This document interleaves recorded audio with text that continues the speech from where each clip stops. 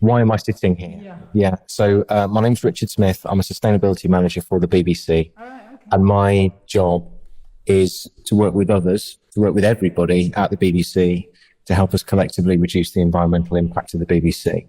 And because we know that the main thing in terms of our environmental impact is the amount of energy that we use, obviously that's directly related to the issue of climate change. So that's why I'm sitting here today. What are your major, where does that begin? In terms of our work and how we go about tackling it. So we're concerned with anything and everything that has an environmental impact or a consequence as a result of the BBC's activities. The BBC is a public service organisation. I firmly believe that it's in the best interests of our audiences, the licence fee payers in the UK and wider audiences around the world to try to tackle this issue. And the bulk of the work that I do is working with programme makers to try to help them reduce the impact of making whatever programme it is that they're making, whether that be, I'm choosing these names at random, whether this be Blue Peter, Match of the Day, Doctor Who, you name it, we'll work with them. We help them understand why the issue is so important. And there's a whole range of reasons for that, not just the environmental, moral arguments, financial reasons, reasons of reputational benefit and risk, reasons of innovation, all these things bundled together. Hopefully, if people don't accept all the arguments, they at least accept one or two. And in my experience, I'm pleased to say that once they understand why climate change is a risk, to say the least, they're very engaged with it. So then it's really thinking about what the carbon impact of that program is. We've developed a tool called Albert. It's not called Albert for any particular reason, but we've got a tool called Albert, which we created a few years ago at the BBC. We've now shared with our colleagues at BAFTA, and is now used across the industry as a simple entry-level tool to be able to work out what the carbon impact of TV and indeed film production is. So once we've got that data, they answer a few questions, they get a nice pie chart, it shows what the breakdown of their carbon footprint is. It's about drilling into that and saying, right, travel makes up 50% of your carbon footprint, for example. What can they do about that? It's fraught with challenges because we need to travel to make programs. But how do we travel? Who's going to travel? Do we need to travel in every case? Could we use the amazing technology which we now all have to have meetings,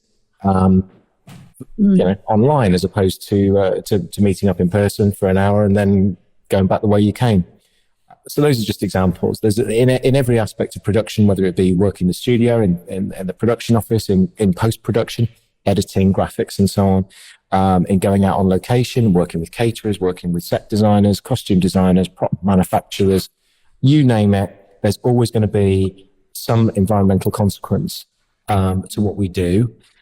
People are aware of that. They want to make the best programs they can, but they want to reduce the negative impact. And where we've got to get to is a place where a truly sustainable production, the key phrase we use is sustainable production. That's what we're aiming for. At the moment, we're heading along a journey of a more sustainable production as opposed to a purely, truly sustainable. It's a bit like the word unique. There aren't really gradations of sustainability. You either are or you aren't. We leave that to one side, encourage people to go on a journey towards being more sustainable.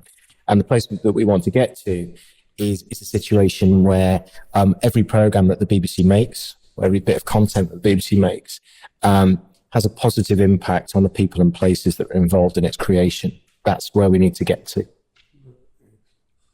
So there are two things there. It's move towards, to the extent possible, zero carbon. Yeah. But there's also a broader understanding of sustainability, which is where you're helping communities. Exactly. Slightly apart from, but related to the notion of reducing carbon emissions. So there's as you say, the notion of sustainable production from an environmental perspective, zero waste, zero carbon. There's a social aspect. Are we, if a period drama or whatever turns up in a nice village in the Peak District, are are they going to be of benefit to that community, or are they going to be a hindrance?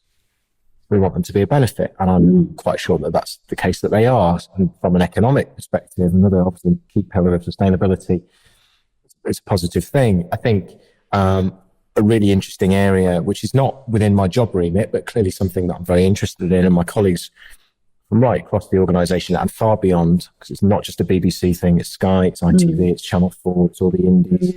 I'm going to the Cannes Film Festival this afternoon at their invitation to talk about this again. To a much wider community, is what could the potential be for entertaining, educating, informing our audiences about this issue, not just on the wonderful, wonderful programs that the BBC and others make, as you might find on the Discovery Channel, or, you know, Sir David Attenborough, those kind of things, but why can't we have comedies about climate change? Can we have an entertainment format about climate change? I don't know what they may be, but the industry that I work in is full of incredibly creative people. All they need is that spark of imagination inspired by knowledge, which is why we're sitting here at the Manchester Museum today, learning about climate change, understanding the consequences and thinking, right, what's our role in getting the audience to engage more with this, start taking action?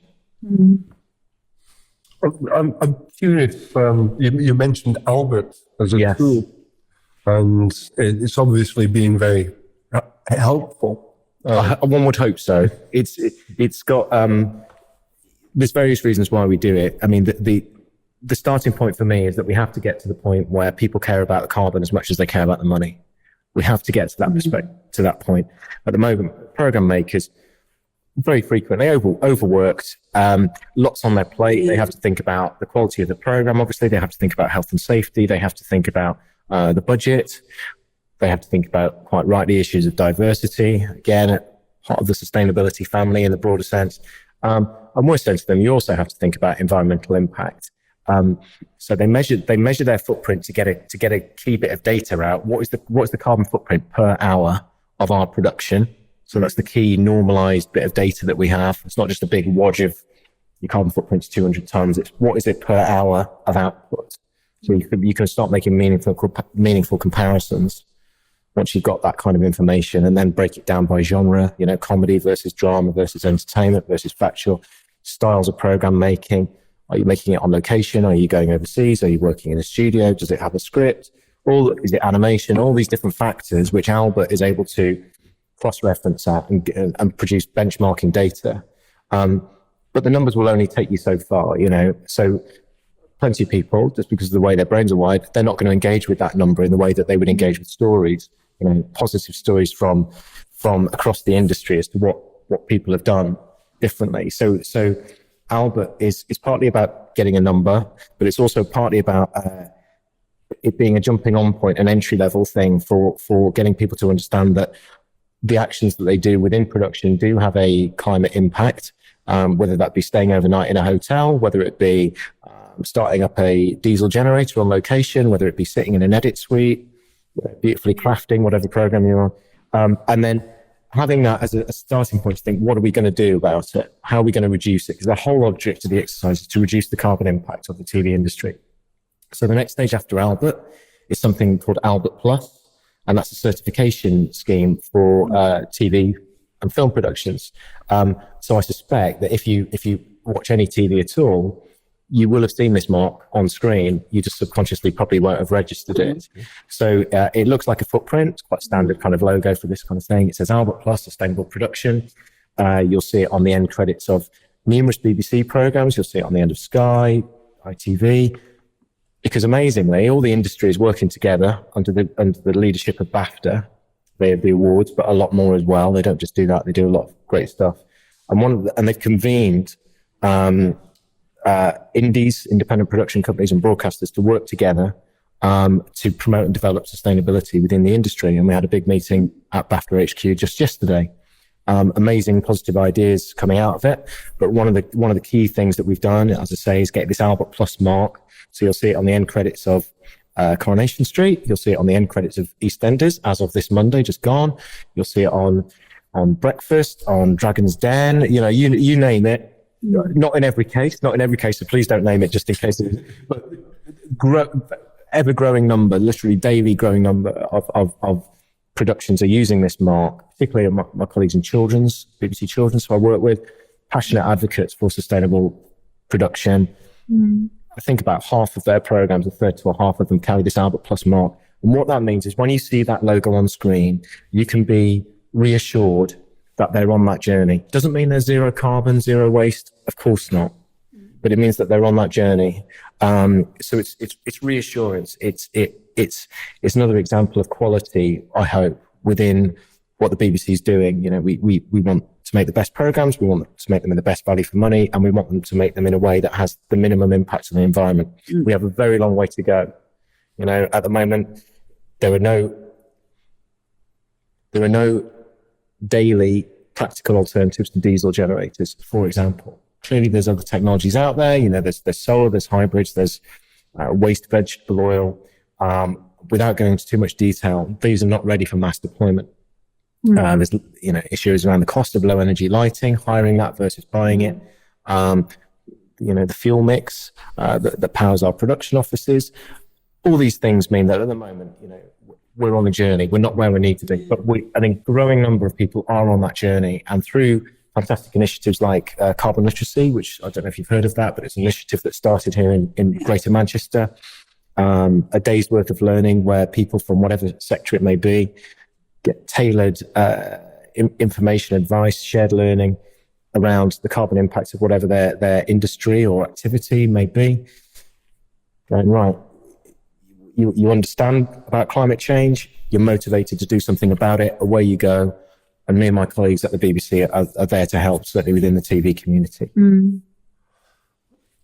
Well, it was, I'm curious. I build websites, right? And it was something that Susan challenged me with.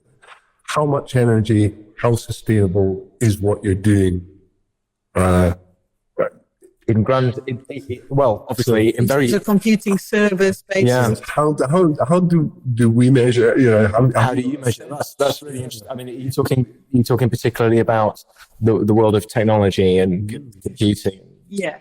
So, well, that's a fascinating area. And in fact, in 2 weeks' time, so I think I'm talking on, what day is it today? May the 12th, is it?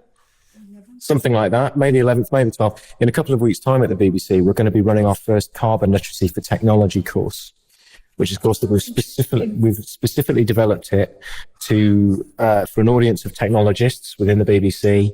What are the key things they need to know about? They need to know about the circular economy in terms of reuse. Not just getting a new bit of kit, chucking the old one away. What are we going to do with that technology? How can we work with our technology providers to create a circular economy? Another exciting journey that we have to go on. How can we think about the sourcing of the equipment that we buy, so that we have some? We don't want to be buying stuff that has been procured in a way that might have human rights issues attached to it.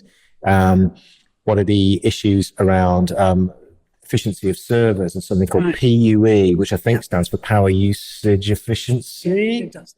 How can we get it down to that magic number of 1, which I think means you're not expending any energy on cooling down your kit because it's not producing any excess energy. It's efficient. All these kind of issues. In terms of benchmarking, as far as I'm aware, that notion of PUE is a key one. But again, I couldn't instantly tell you how many watts are needed to use the laptop sitting next to me. I'm not an expert on everything. This is an emerging field, but we need to take every sector and every niche within every sector on this journey. And I think that's why the carbon literacy work that we've been doing with an organisation called Cooler Projects, which is based in Manchester, is really key. And they do, there's carbon literacy for the NHS, there's carbon literacy for schools, for universities. If you've got a sector, there's not a course that will fit. You have to create the course, but that's the challenge. That's interesting. I mean, it's something that so I teach on courses where there's a lot of technology used. Right. Use how you can use technology in educational sectors. Yeah.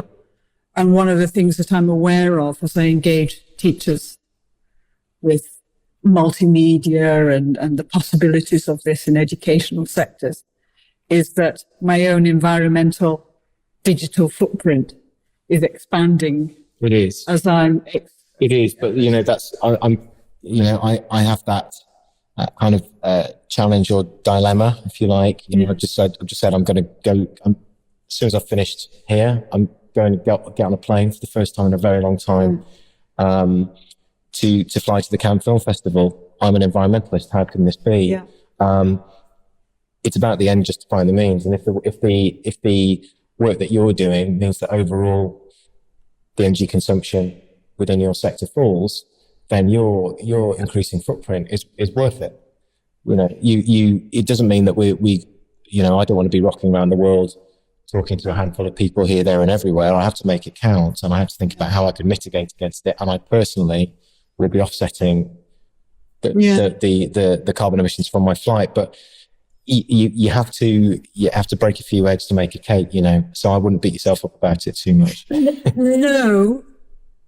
That said, we're probably creating more carbon than we think via server spaces and via virtual water, etc. Lots of things which relate to this. So downloading a high def video across the web, for example, is really energy intensive. It certainly is, yeah. More than we probably think. And it's interesting, isn't it? So my engagement with students is to think about how we can reduce, so we can't stop doing it. Yeah. But how can we engage with these things in a way that you're talking about, thinking about circular economy, thinking about our habits when we're using, for example, smaller file size, etc. Yeah. All of these are interesting, and they certainly are. I mean, obviously, the key starting point for me would be to certainly on a domestic level, if you've got any students who are working at home, as I'm sure they will be, to consider where their energy supply is coming from, and which company they're, to look at what the fuel mix is going in there. So I'm not going to name any names, but the information is out there, and that's a very, very easy way to get started. Doesn't mean that you shouldn't be concerned about the amount you consume, but it is a very, very positive step towards reducing the environmental impact of what you do. Yeah. And what successes have you been working to get, and what has made you sort of go yes?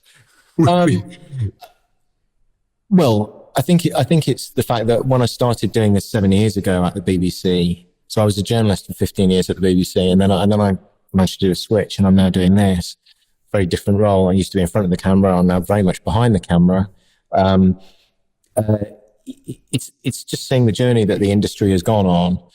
7 years ago, we didn't have Albert the carbon calculator. I must stress, I'm not saying Albert the carbon calculator is a panacea, but it's starting to create the framework for being able to measure and talk about these things with meaning.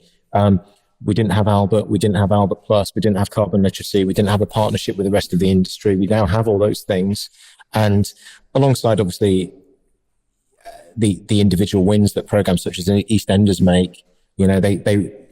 My colleagues from EastEnders, they went to Coronation Street, who are literally world leaders in sustainable production, made over in Salford.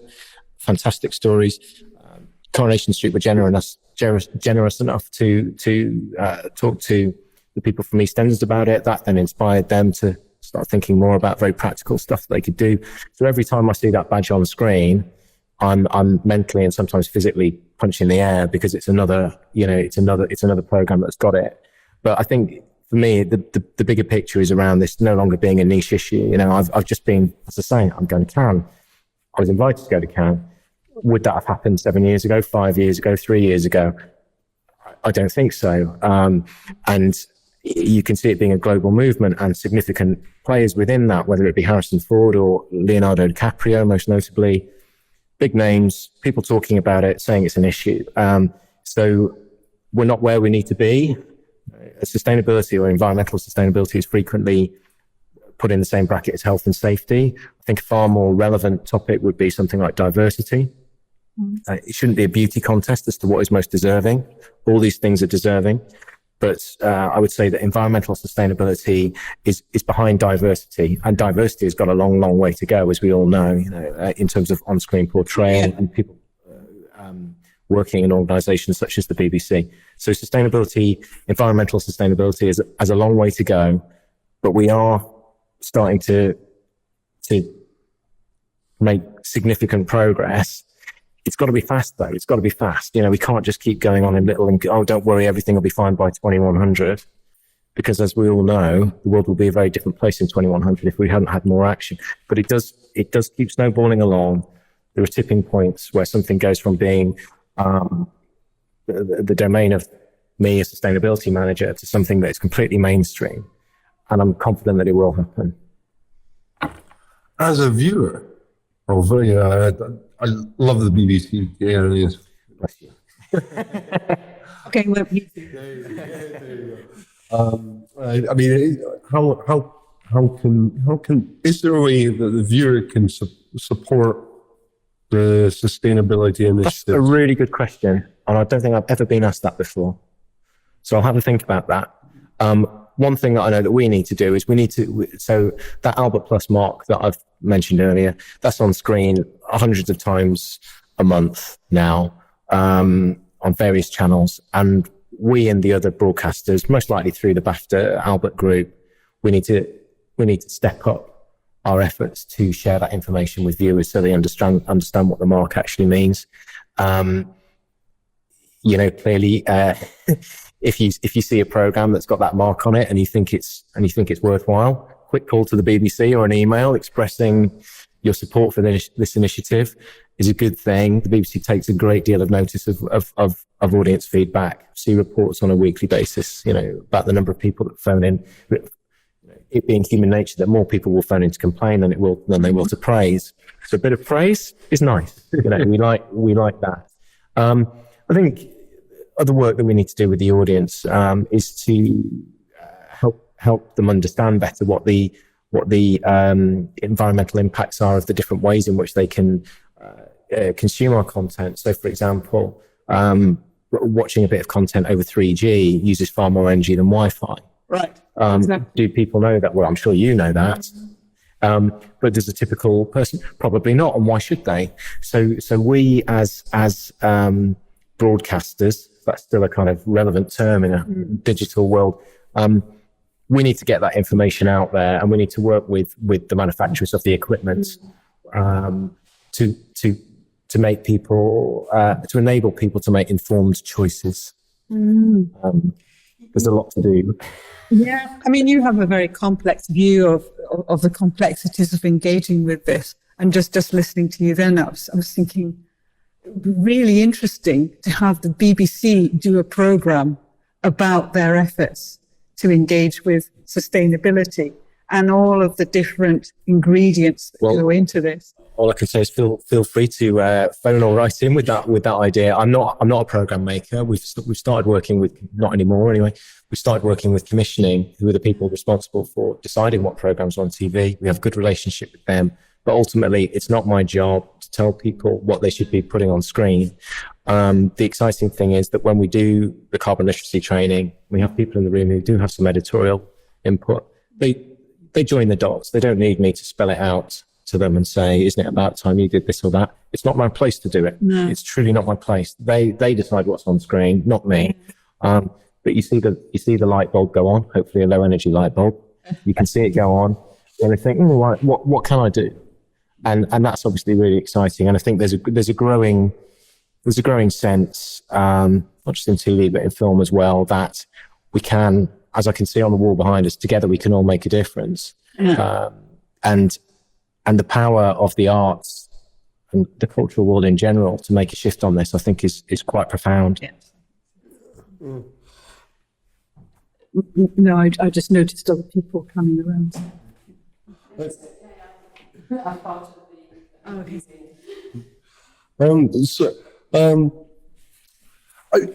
There's obviously a lot of support for the work you're doing. Yeah. And I'm interested in where people might be skeptical or reticent. What is there something that you've identified that shifts them in? I suppose just into a greater understanding. Oh, this is relevant. So it's there's multiple things. There's multiple reasons why people with the best intentions don't ultimately end up doing anything. It's human nature, you know. Is the fancy term cognitive dissonance, the gap between what you know you should be doing and what you actually do.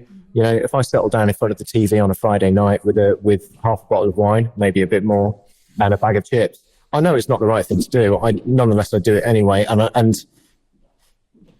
for a large number of people, thinking about the things they can do to make a significant difference in their personal or professional lives probably falls into the same bracket.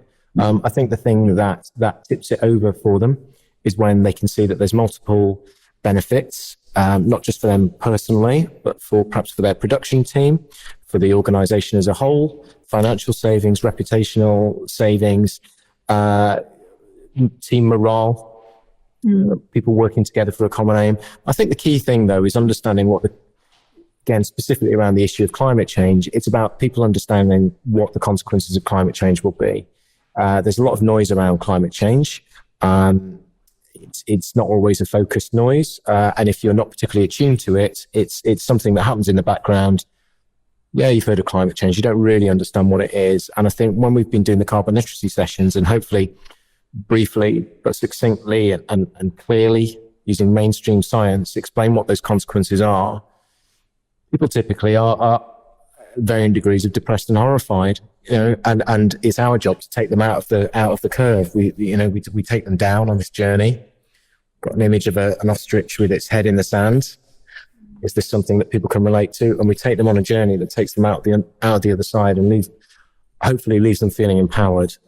I'm not saying we're perfect at it. I'm not saying that what they've heard will stick with them.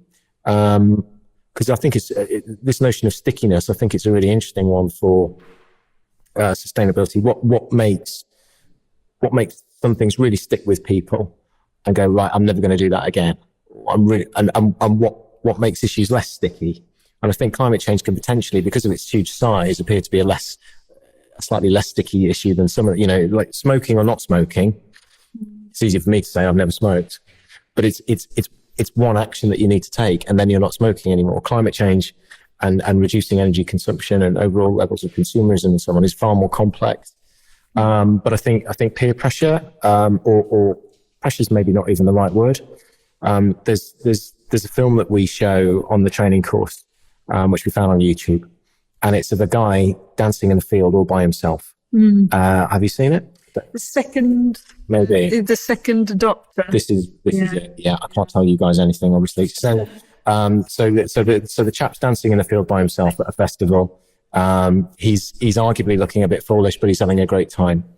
And then one other person joins in, and then another, until eventually the whole field is dancing. They're all doing crazy, you know, they're freaking out, wigging around. Everyone's having a great time. And the people who are left out are the ones on the side. And we show this film because it's a simple metaphor for what needs to happen and what is happening with this. We don't just need leaders. We don't just need people doing one thing. We need other people to say, that looks good. I think I'm going to join in. And I might be in a very small minority joining in initially, but others will come. And that is the kind of leadership that we need. So you've obviously forged connections with Museum of Manchester. A little bit, yeah, recent, but yeah, good. And how are you connecting with this exhibition? So what I'm doing today is taking part in a program which I think, so the exhibition is called Climate Control.